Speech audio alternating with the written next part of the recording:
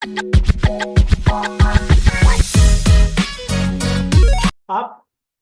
Broke नहीं हो, आप ईएमआई रिच हो।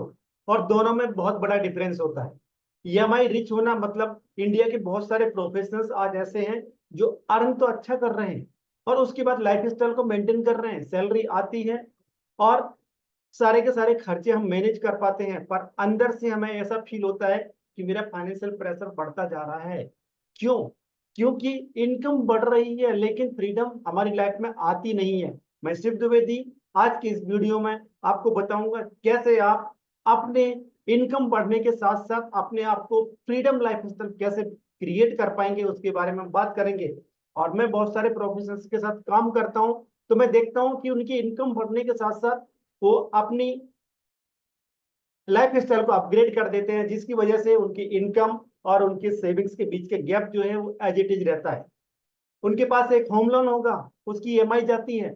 उनके पास एक कार लोन होता है, उसकी ईएमआई जाती है। पर्सनल लोन होता है एंड क्रेडिट कार्ड के ड्यूज होते हैं। बच्चों की स्कूल की फीस जाती है। सैलरी अकाउंट में आने से पहले मेंटली खर्च हो चुकी होती है। क्यों? क्योंकि हमने हमारे सिस्टम को ऐसा क्रिएट किया है, हमारे मनी सिस्टम को इस तरह से क्रिएट किया। और उसमें सबसे डेंजरस चीज क्या है कि हम सोसाइटी में, हमारे फ्रेंड सर्कल में, हमारे फैमिली मेंबर्स को, हमारे रिलेटिव्स को अमीर दिखते हैं, अच्छा घर है, अच्छी गाड़ी है, फॉरेन ट्रिप्स में भी जा रहे हैं, पर अंदर से क्या होता है? फाइनेंशियल एंजाइटी बढ़ती जाती है धीरे धीरे धीरे धीरे। और उस पर्टिकुलर चीज की वजह से आपका मेंटल प्रेशर बढ़ता है। जस्ट सोचिए कि अगर इंडिया के 70% लोग ऐसे हैं जिनके पास एक इमरजेंसी सिचुएशन आ जाए, जहां वो 3 महीने के लिए उनकी इनकम, जॉब लॉस हो जाए या फिर करियर ब्रेक लेना पड़े, तो वो 3 महीने में अपनी फैमिली को जो लाइफ स्टाइल दे रहे हैं वो सेम मेंटेन नहीं कर पाएंगे। ईएमआई सिर्फ पैसे के लिए पैसा नहीं लेती है, आपका फ्यूचर जो वेल्थ क्रिएट कर सकते हो वो भी साथ में ले जाती है, आपके फ्यूचर चॉइसेस को भी लेके जाती है।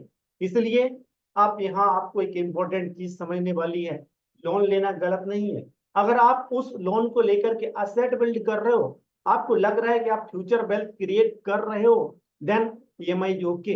अगर आपको लग रहा है सिर्फ आप सोसाइटी को शो ऑफ करने के लिए, अपने पड़ोसी को खुश करने के लिए जो कि आपको देखना पसंद नहीं करता खुश, उसको दिखाने के लिए अगर आप लोन ले रहे हो, तो लोन आपके लिए सबसे खतरनाक चीज हो सकती है। वो लोन का ईएमआई आपकी फैमिली की लाइफ स्टाइल को खराब कर सकता है। यस, एक एग्जांपल देता हूं जहां मैंने ऐसे लोगों को देखा है। एक 2 लाख रुपए महीना अर्न करने वाला बंदा अमीर दिखता है दूर से, सब कुछ उसके पास लग्जरी है, बट अकाउंट में पैसा नहीं है।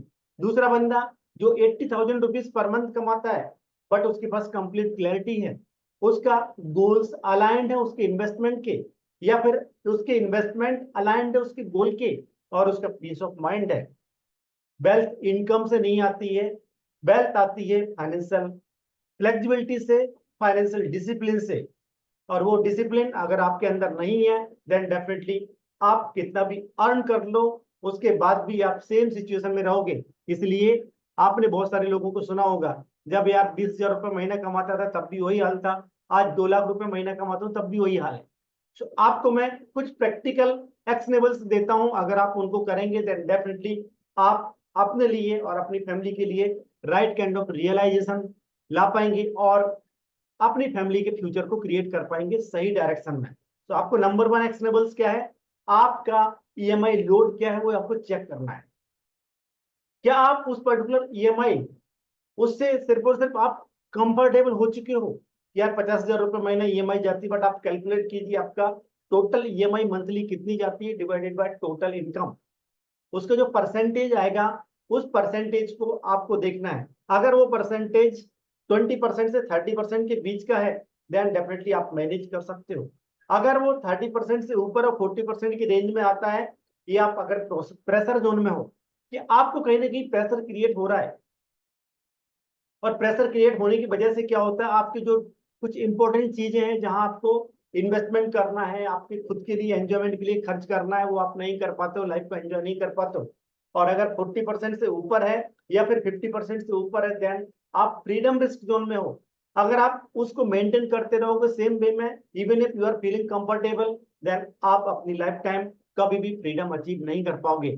सो आपने जब एक्शन स्टेप नंबर 1 कंप्लीट कर लिया, नाउ स्टेप नंबर 2, अगला इंपॉर्टेंट रूल आपके लिए है, हर ईएमआई पे आपको एक क्वेश्चन पूछना है, ये ईएमआई मेरी लाइफ स्टाइल को सिंप्लीफाई कर रही है या फिर कॉम्प्लिकेट कर रही है।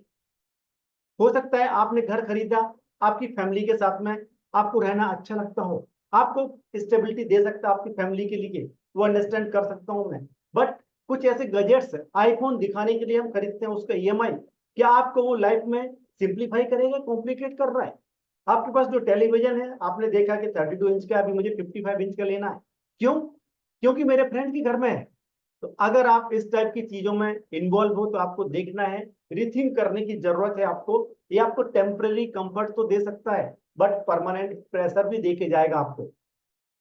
यहां से आता है आपके पास एक्शनेबल नंबर 3। सो एक्शनेबल नंबर 3 आपको फ्रीडम बफर क्रिएट करना है। सो फ्रीडम बफर क्या है?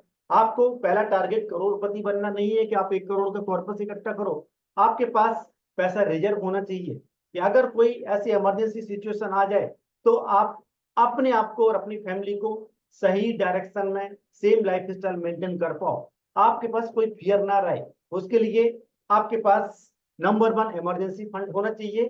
Start with 6 month expenses.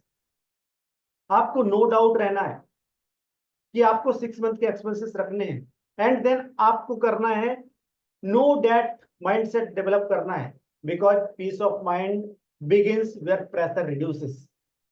जैसे जैसे आपका प्रेशर रिड्यूस होगा फाइनेंसेस का, आपका पीस ऑफ माइंड इंक्रीज होता जाएगा। तो आपको फाइनेंशियल सेफ्टी नेट क्रिएट करने के लिए इमरजेंसी फंड क्रिएट करना है। इसके बाद आता है आपके पास टर्म इंश्योरेंस होना चाहिए। यस, आपका minimum 10 times of your annual income होना चाहिए। Then it comes to health insurance. अगर आप सिर्फ और सिर्फ अपने एम्प्लॉयर के हेल्थ इंश्योरेंस पर डिपेंडेंट है तो आज से गलती करना बंद कर दीजिए। सेपरेट हेल्थ इंश्योरेंस रहना है, minimum 10 lakh rupees for each and every family members. अगर आपने ये 3 चीजें करनी, that means you are building up strong financial foundation.